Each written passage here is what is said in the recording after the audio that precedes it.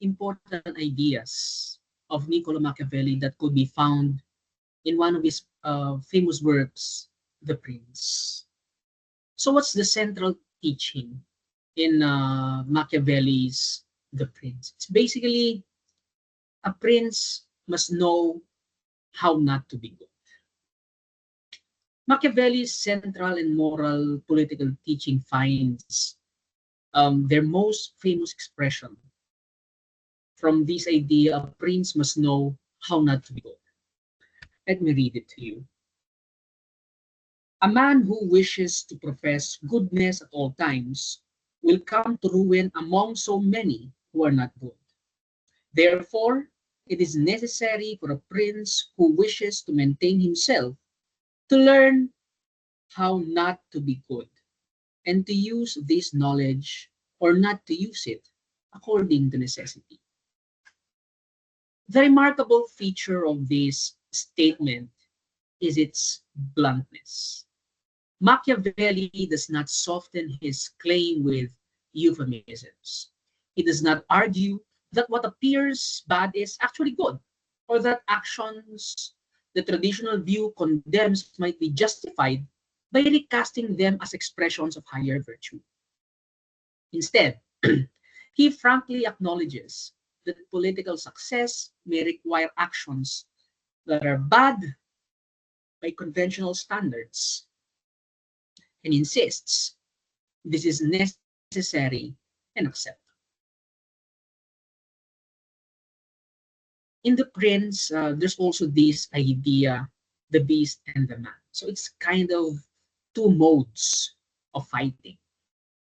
Machiavelli illustrates this teaching through a striking series of images. Most famously, he argues that there are two modes of fighting: one in accordance with the laws, the other with force. The first is proper to humans, the second to beasts. Because the first mode is often insufficient, the prince must know how to employ the nature of both the beast and the human. In their wisdom, recognized this necessity. They thought that princes like Achilles were raised by the centaur Chiron, a half man, half beast, precisely to indicate that a successful ruler must understand both modes. Among animals, Machiavelli identifies two as particularly instructive: the lion and the fox. The lion is powerful enough to fend off wolves, but lacks the cunning to avoid traps. The fox, on the other hand, is cunning, but lacks the strength to repel the wolves. Therefore, it is necessary to be fox in order to recognize the traps, and a lion in order not to frighten the wolves. Notably, Machiavelli draws these examples from Cicero, who presented these very animals as examples to avoid. Cicero wants these animals to be avoided. In his work De Officiis, Cicero wrote that wrong may be done in either of two ways, that is, by force or by fraud. Both are bestial, beastly. Fraud seems to belong to the cunning fox, force to the mighty lion. But both are wholly unworthy of man. But fraud is the more contemptible. Machiavelli's deliberate inversion of Cicero's teaching, taking the Latin philosopher's warnings and transforming them into prescriptions, demonstrates his conscious reputation of the humanist tradition. You have to remember that during Machiavelli's time, and even before him, during the Middle Ages, Cicero was one of the most quoted Latin writers. And with this, Cicero is breaking away from such traditional way of thinking so that he could formulate his own. Now, what about the problem between generosity and parsimony? Machiavelli analyzes specific moral virtues to demonstrate his thesis. Consider generosity, traditionally praised as a virtue. The conventional view inherited from Cicero holds that even the suspicion of stinginess must be avoided. A generous prince appears magnificent and commands respect. But Machiavelli looks at the practical consequences. A prince wishing to display generosity must have a source of revenue.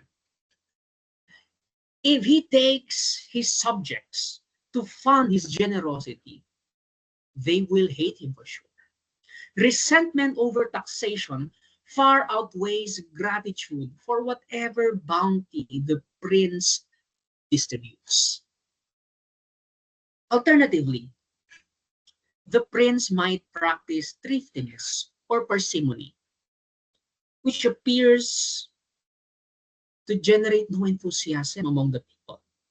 However, thriftiness allows the prince to accumulate sufficient revenue for defense, maintaining security without incurring widespread hatred.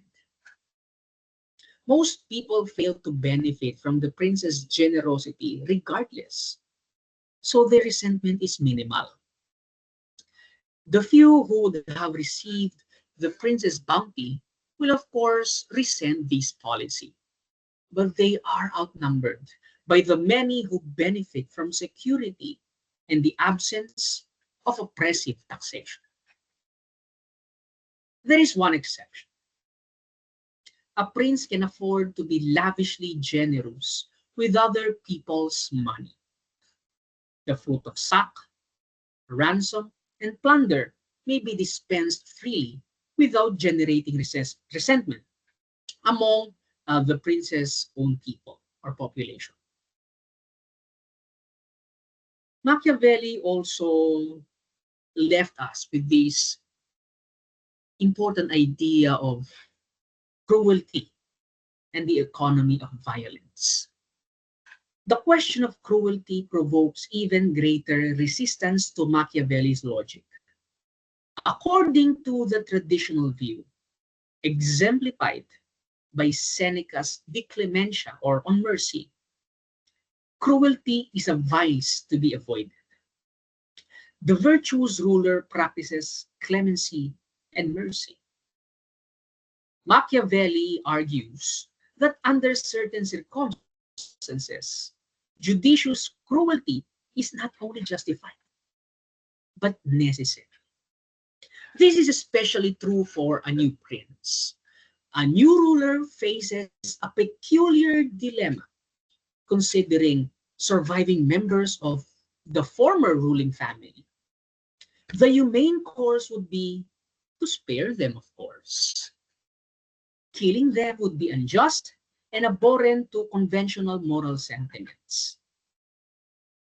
But the new prince knows that these individuals will become a continuing focus for the aspirations of his opponents. Their very existence increases the chances of civil war, which would prove ruinous to the entire state. Seen from this perspective, letting them live actually inflicts greater cruelty upon the state and its people through the violence of civil war than executing them would. In this juncture, let me read to you what Machiavelli said.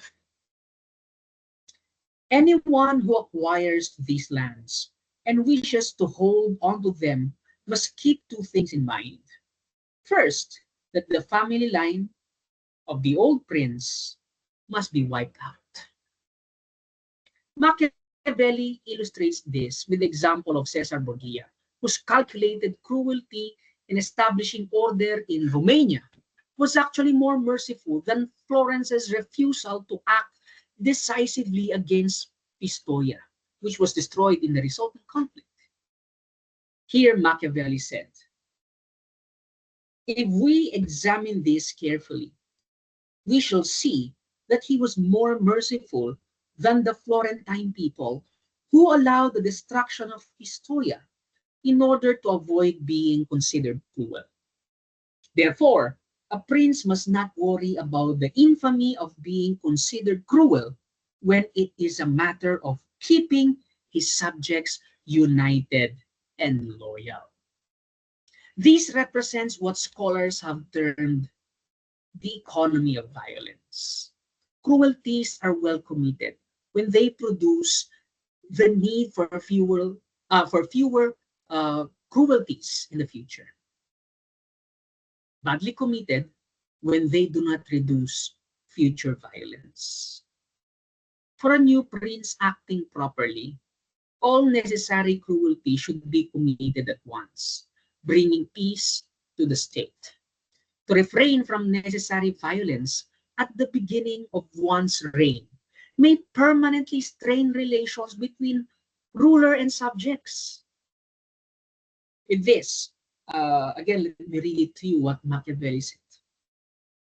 Hence, it should be noted that in conquering a state, its conqueror should weigh all the injurious things he must do and commit them all at once, so as not to have to repeat them every day. By not repeating them, he will be able to make men feel secure and win them over the benefits he bestows upon them. Anyone who does otherwise, either out of timidity or because of bad advice, is always obliged to keep his knife in his hand. The logic bears similarity to military necessity. A military commander might have to sacrifice a platoon to serve a company to save a regiment. While ordinarily terrible, such sacrifices become not only permissible, but required by the exigencies of war. Similarly, Machiavelli believes political prudence lies in accepting the least bad alternative as good. What about the question of being feared versus being loved? The question of whether a prince should be loved or feared represents another instance of Machiavelli's refutation of classical authors. Cicero had insisted that love was superior to fear as a basis for influence and power. Machiavelli directly inverts this teaching.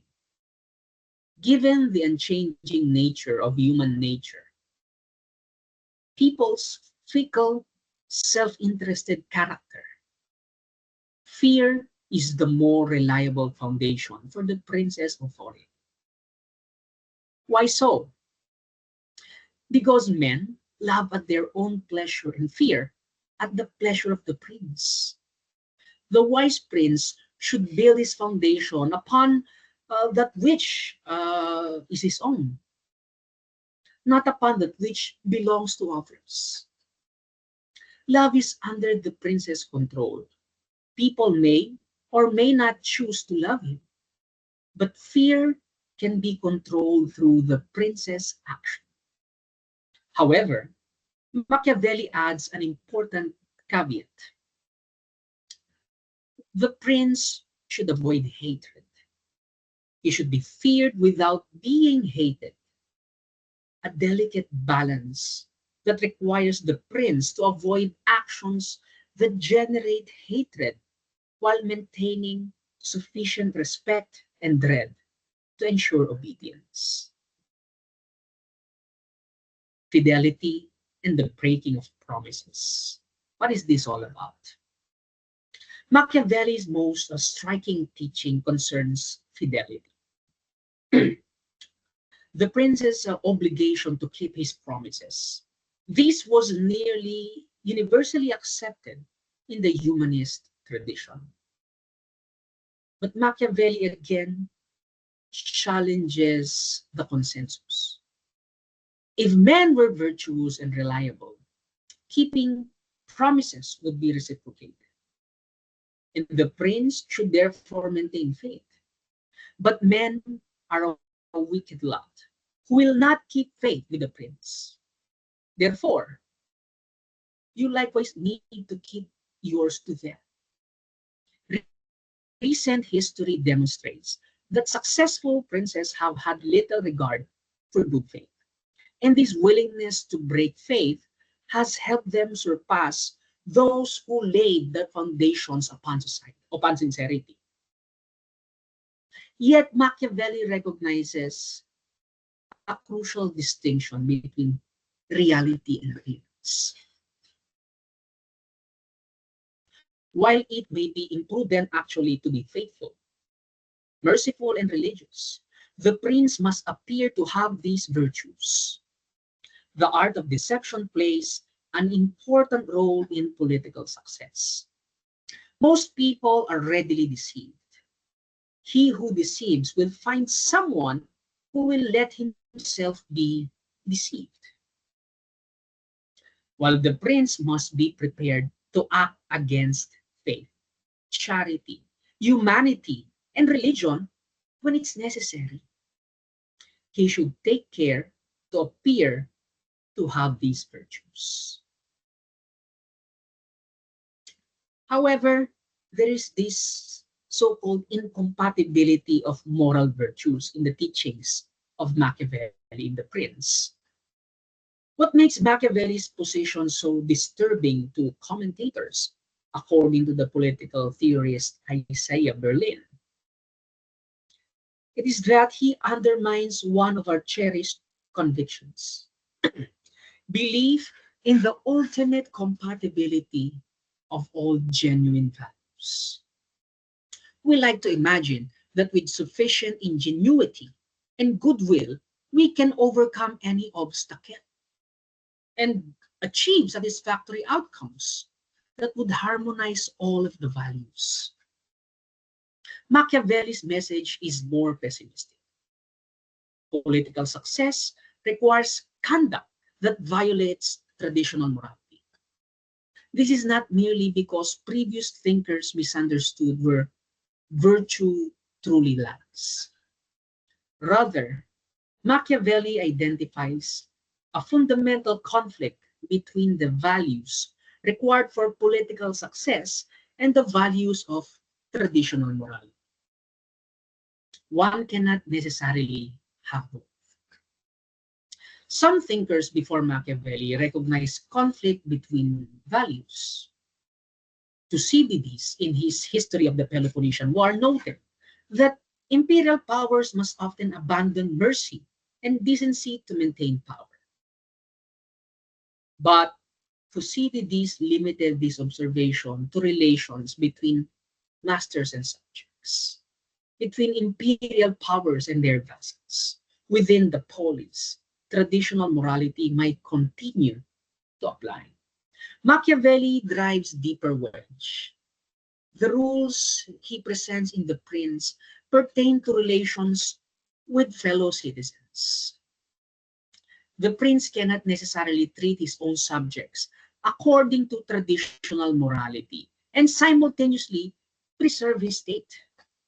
Furthermore, Machiavelli is often understood as an early proponent of reason of state, the doctrine that state interest takes precedence over moral considerations.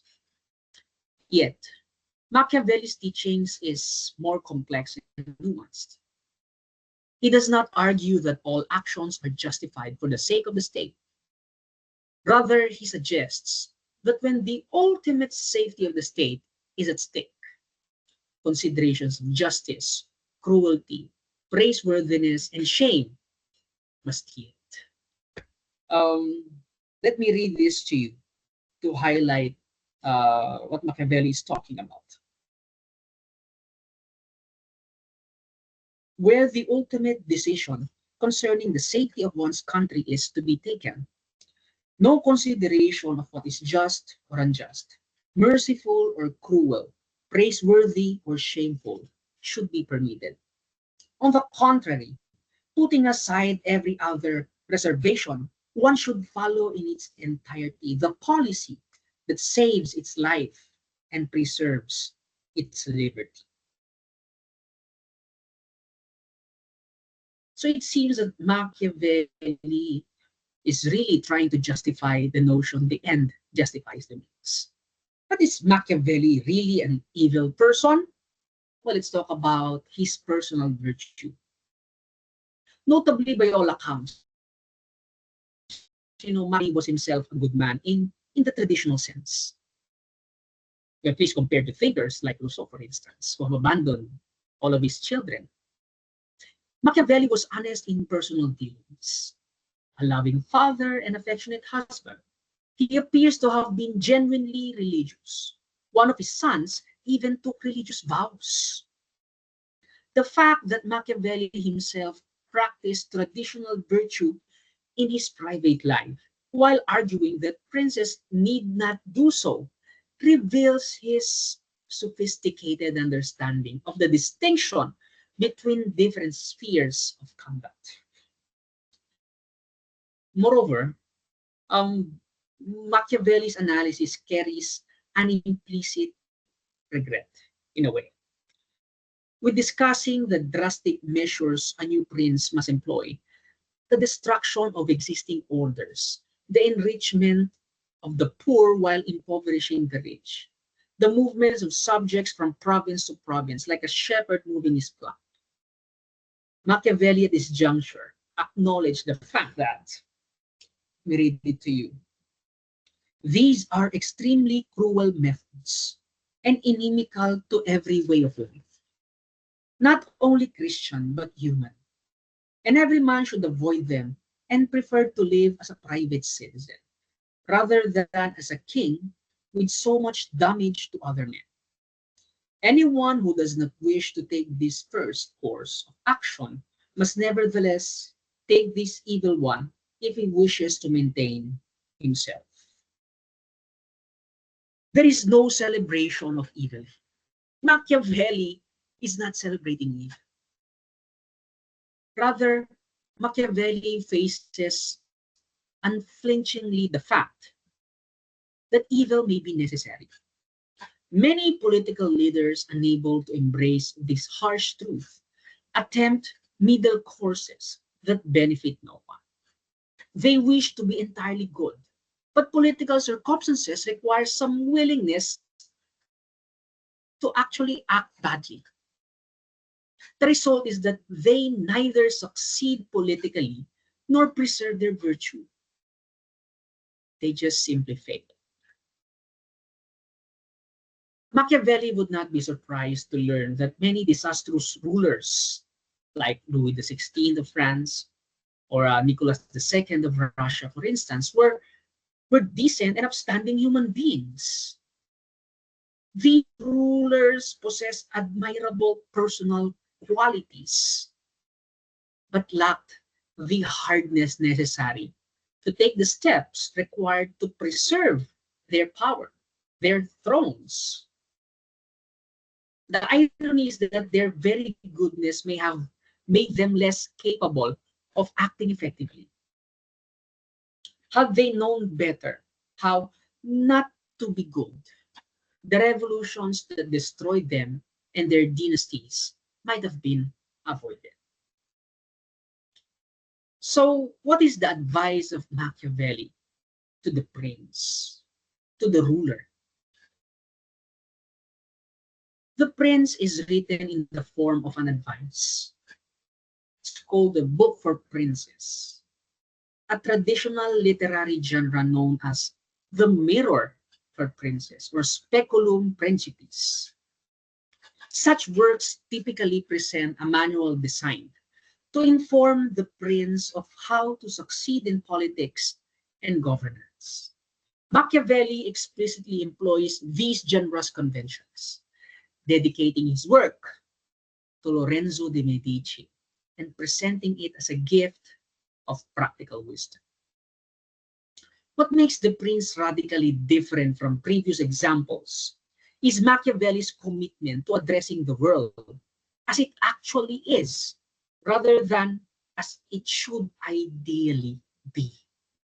This methodological commitment shapes every aspect of the work, rather than presenting idealized virtues for the prince to cultivate. Machiavelli analyzes what actually produces political success, regardless of whether it aligns with traditional moral teaching. The prince pursues glory. Beyond merely preserving the state and his power within it, Machiavelli argues that the particular end political and military leaders should pursue is glory. Glory may be defined as a very great fame or honor that is generally recognized, acquired through extraordinary merits or talents, through valorous deeds or great enterprises. Looking at history, Machiavelli observes that the greatest reputations for glory have been earned by founders of religions. After this come those who establish republics and kingdoms, followed by successful military leaders. Conversely, those remembered as infamous and detestable are those who undermine these great establishments and introduce disorder and corruption. In the final chapters of the Prince, Machiavelli addresses his work directly to Lorenzo de Medici with an exhortation that shifts from technical political advice to passionate advocacy. Italy, Machiavelli argues, is ready to be redeemed by a bold new leader. Nor is there anyone in sight at present in whom she can have more hope than in your illustrious house, which, with fortune and virtue, favored by God and by the church, of which it is now prince, could place itself at the head of this redemption. Machiavelli urges Lorenzo de Medici to raise an Italian army to defend Italy from foreign invaders. This barbarous domination stinks in everyone's nostrils, according to Machiavelli. Therefore, may your illustrious house take up this task with the spirit and hope with which just enterprises are begun.